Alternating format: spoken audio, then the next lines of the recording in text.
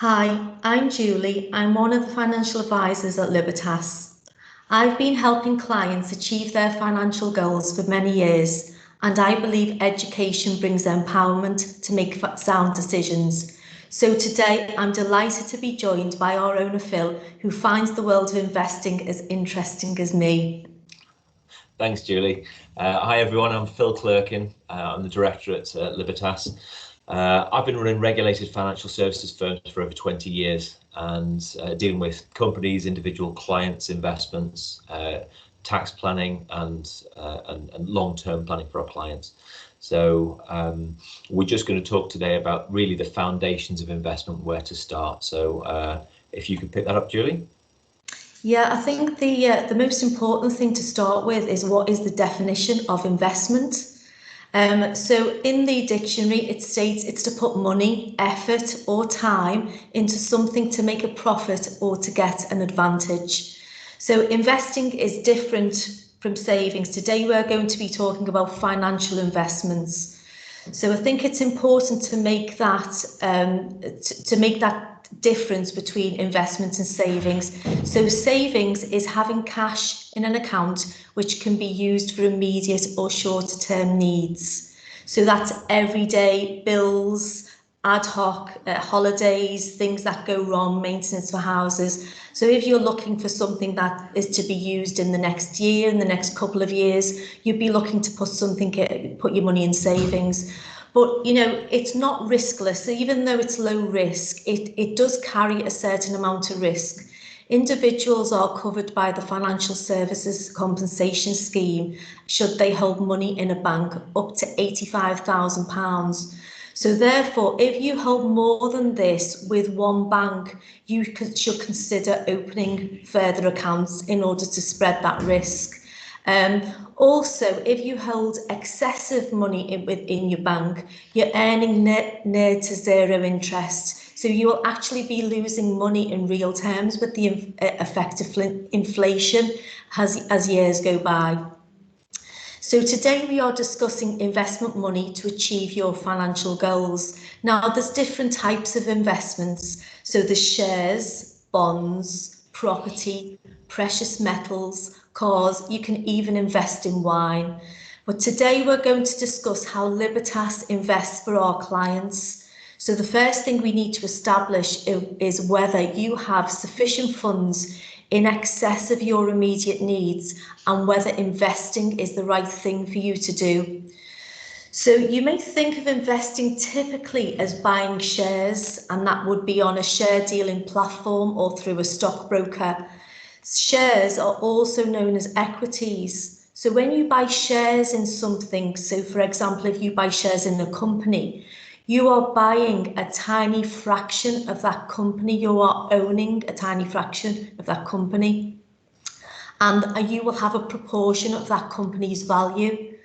You'll get a share certificate and that company will pay dividends out and sometimes you will have voting rights and sometimes you won't. Now, holding shares in just one company is extremely high risk. So for example, if that company gets into difficulties, then you could potentially lose some or all of your money. Holding shares in one company also has the potential for very high gains. So if you've done your homework right and you've invested for the right reasons rather than your gut feel, you can make very high returns from that. But through Libertas, we are looking to minimise risk as much as possible by diversifying the use of a wide variety of assets and utilising investment funds and investment managers with their specific skills. So rather than investing using shares of one company, we are looking to diversify those investments and therefore minimising that risk. You may have heard of these pooled investments by the name of unit trusts or OICs, which Phil is going to explain now in further detail. Thanks, Julie.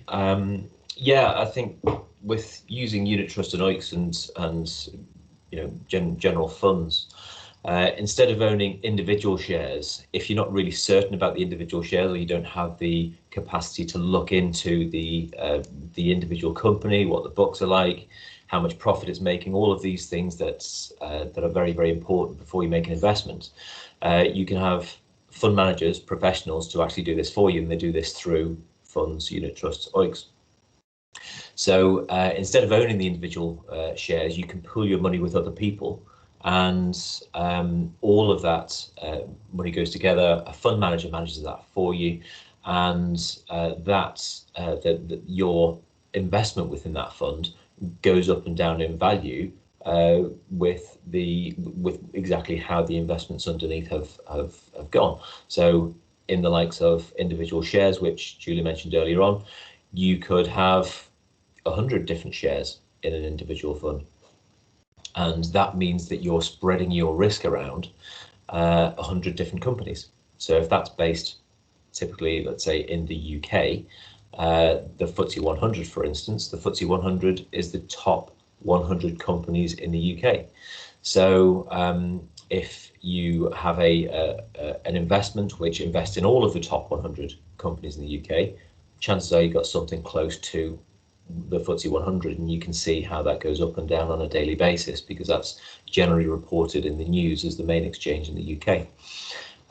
So with those particular types of investment, hopefully you can see how spreading your risk in that way, with a fund manager moving money around to some shares which are likely to provide better growth, and moving away from shares which are not likely to provide so much growth or even produce losses, and running the investments really without any intervention from you. This is how most of our clients tend to invest, because they don't take the interest. If you do take the interest, we can also carve off an amount of a portfolio for play money, if you like. A lot of people refer to this as a high risk portfolio that they can do as an interest to get an education, and because it's not going to disturb the foundation of your main part of planning, then this is a fairly safe thing to do, because again, it's a calculated risk. So when we're looking at how to put investment portfolios together, we don't just look at equities or shares. Because the equities and shares can be more risky, if people don't want to take that much risk, then we tend to reduce risk by diversifying into other asset classes, and this is very common. Things such as bonds, you may have heard of bonds, government bonds or gilts. They can pay a fixed rate of interest over a period of time, so you invest your money. That is effectively a loan to the government in this way. They pay a fixed rate of interest back to you over a period of time, and return your capital as well. So that is generally seen as a safer investment, and doesn't always behave in the same ways as the stock market either. So where company stocks may be increasing in value or decreasing in value, then bonds don't perform in the same way. They're a different type of diverse investment away from stocks and shares. If markets are particularly volatile, cash is important. So just as Julie said earlier on, it's important to keep cash for personally for short-term expenses. In the similar way, if there are short-term issues with the stocks and shares market, then cash is an important thing to reduce volatility in the short term. So smooth out some of those ups and downs in the market. Property is another type of investment that we deal with within funds.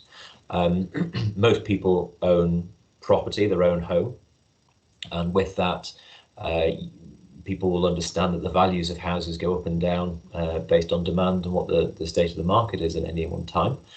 But also there's commercial property, and that's generally what funds invest in. So these are things like retail spaces, offices, manufacturing facilities. all of these type of things, again, the values of those properties can go up and down with demand, but generally speaking, there are rents and rental yields that are paid for that as well. That are these premises are leased out to companies. So again, that can produce a return, and property is one of those another asset which can diversify a portfolio. So when we're looking at asset allocation, so all of those different types of assets can be put together as a portfolio. Well, how do we know what is a good asset allocation versus a bad asset allocation? Well, that really depends on the market and the state of the markets at the moment. Property, for instance, I mentioned earlier on. Right now, with COVID and lockdown, we don't really know when that's going to end. A lot of companies at the moment aren't using their office spaces, and they are so the demand has reduced. So that has a knock-on effect to the property market. So it's really a question of looking at that on an ongoing basis and making sure that you're getting the best from the individual components of the portfolio, and making sure it's in line with exactly what it is that you want to achieve from it. So, as far as the stock market's concerned, I mentioned earlier on about the FTSE 100 being the top 100 listed companies in the UK. There are many other markets around the world, and in addition to asset allocation and types of investments that you have, it's also important to look at various areas of the world and regions of the world. So where you have, some investments in the same assets that we've spoken about earlier on, in the US, the UK, European markets, maybe even the Far East. So all of those different areas of the world, grow and contract at different times, and different companies are affected by the economic situation in those areas. So it's very, very important to make sure that the investments that you have are allocated to the right region of the world as well. So again, that provides further diversification. So all of these things are affected by global political instability, financial results, economic health. For example, recently from the news on the COVID vaccine, this provided confidence, and that can have a positive impact on the UK market. So it can affect other markets in different ways, but that's the type of thing that investment managers and ourselves keep a very close eye on. So why is this important? Well, that depends on people's perspective, really.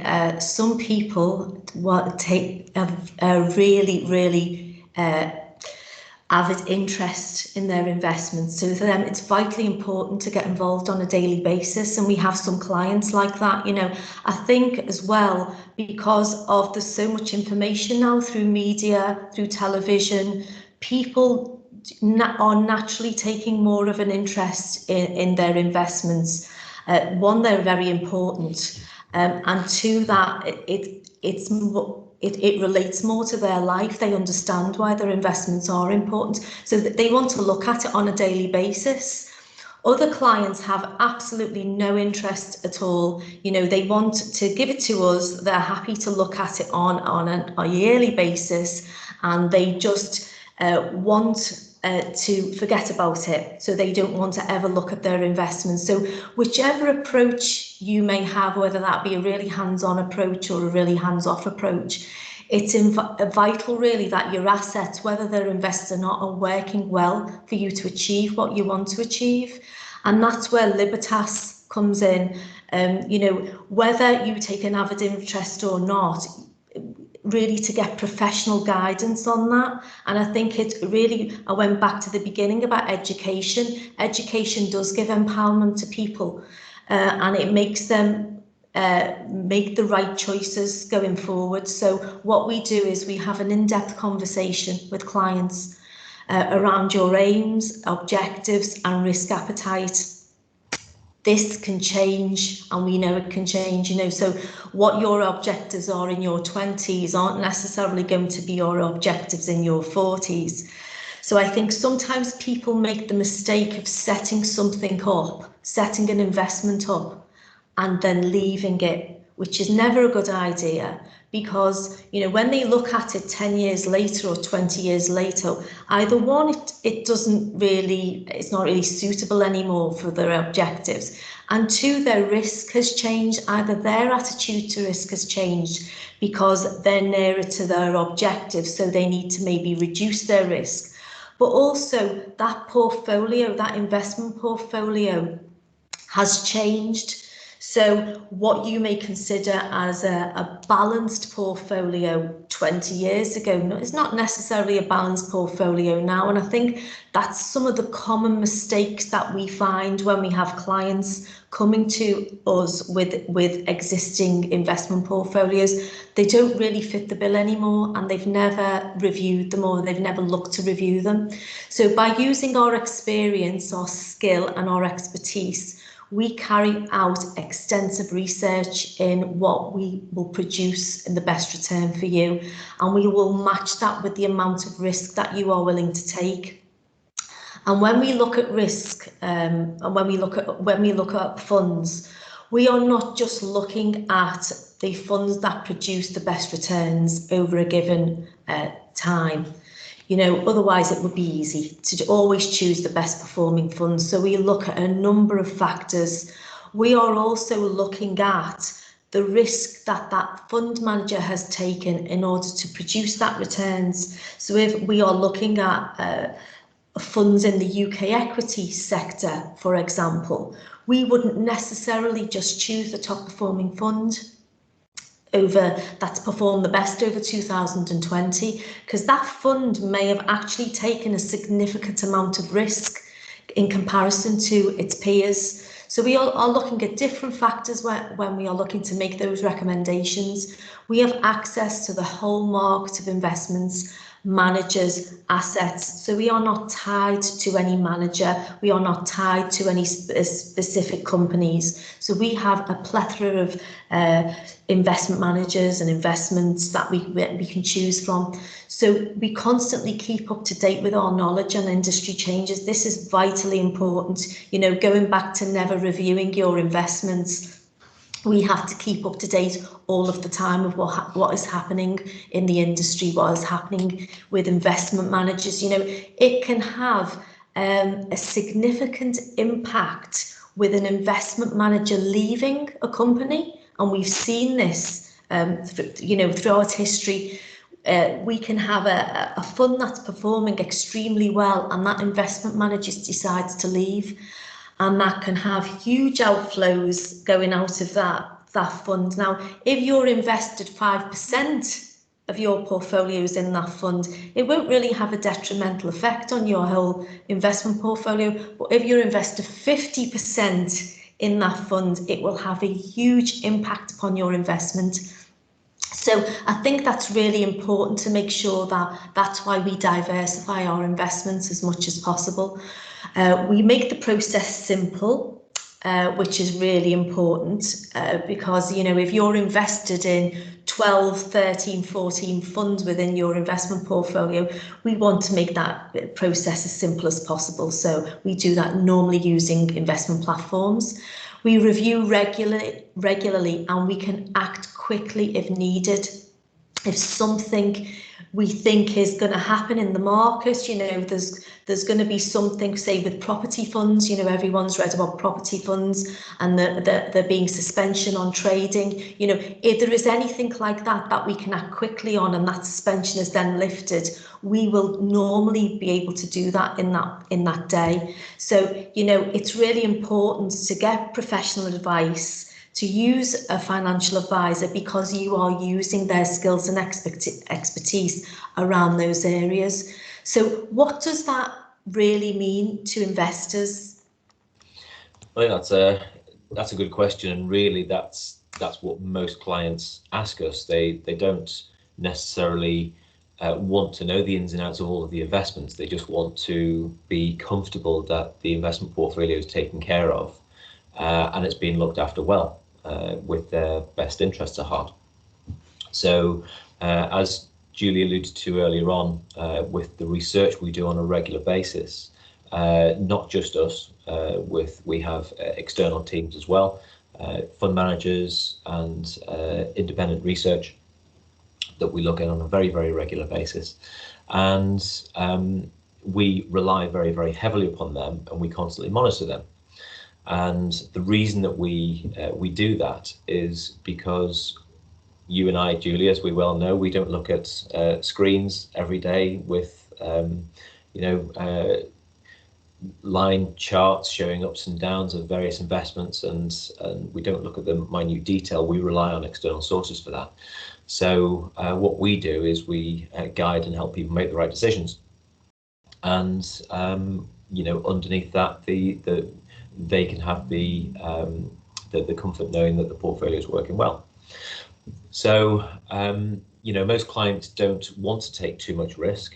In reality, most clients fall somewhere within a moderate or balanced risk category, and that's because they don't necessarily know what the benefits of risk are, and if they're taking too much risk, is that going to affect them significantly from a planning point of view? And when we look at that very closely, we always put it back to not just the investments that they have, it's the assets that they have as well. Because some people choose to, for instance, use property, their own property, to fund part of their retirement if funds get low. They may not have children, they may not want to pass the property on. That's also an important thing to take into account with financial planning. So there are, as we said in another workshop, was the risk is very, very important with this, but also having a good foundation to investing is very, very important. And I don't know from your point of view, Julie, but when you deal with whether it's clients or trustees or companies, how do you tend to feel that most people assess risk, or do they have preconceived ideas? I think they do have preconceived ideas of risk, don't they, when they come to, especially new investors. If they're new to investing, they don't really understand. And, if you asked a lot of people, and talked about risk, they would want to get the most returns for the least amount of risk. Yeah. Wouldn't we all?